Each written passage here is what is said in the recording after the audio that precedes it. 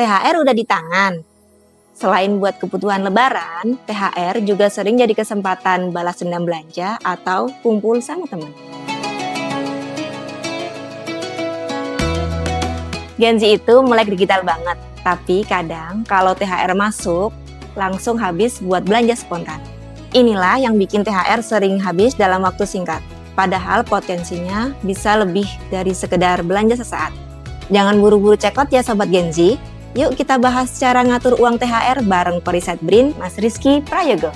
Ketika teman-teman dapat THR, mulai dialokasikan untuk 3 hal. Kita coba deh, kebutuhan lebaran yang begitu banyak, kita alokasikan 50%. Jadi THR teman-teman misalkan 50% dipakai untuk itu. Kemudian, sekitar 20% teman-teman pakai itu misalkan untuk kebutuhan teman-teman sendiri. Buat beli baju lebaran, belanja-belanja yang teman-teman senangi dan butuhkan. Sisanya, sekitar 20-30%, teman-teman coba mulai belajar kira-kira ini bisa diinvestasikan di mana ya? Jadi, uang THR yang teman-teman peroleh nggak langsung habis begitu saja, tapi bisa jadi bekal dan jadi tabungan jangka panjang buat teman-teman.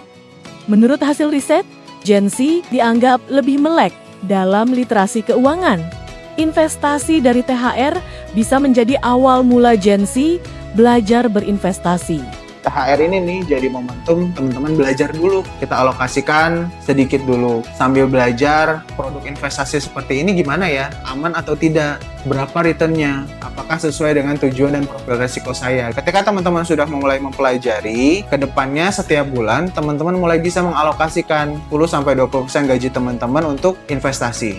Dan perlu diingat, salah satu prinsip nih ya, ketika kita memulai investasi, jangan taruh semua dana investasi kita di dalam satu keranjang investasi. Kalau bisa dilakukan diversifikasi. Ada beberapa instrumen investasi yang bisa kita punya. Itu untuk mengurangi resiko teman-teman. Kalau misalkan teman-teman mau mulai main saham misalkan, mulai dari kecil-kecil dulu. Termasuk misalkan emas misalkan. Walaupun emas bukan alat investasi ya, emas adalah alat untuk menjaga nilai. Teman-teman bisa mulai kecil-kecil dulu. Belajar sedikit-sedikit, nanti sambil melihat bagaimana tren dari instrumen investasi yang teman-teman miliki. Jadi, secara jangka panjang, teman-teman punya beberapa instrumen investasi yang mendukung tujuan finansial teman-teman sendiri.